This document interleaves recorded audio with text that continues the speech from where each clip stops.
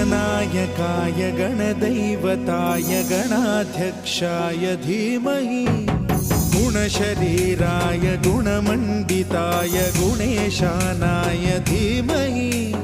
गुणातीताय गुणाधीशाय गुणप्रविष्टाय धीमहि एकदन्ताय वक्रतुण्डाय गौरीतनयाय धीमहि गजेशानाय भालचन्द्राय श्रीगणेशाय धीमहि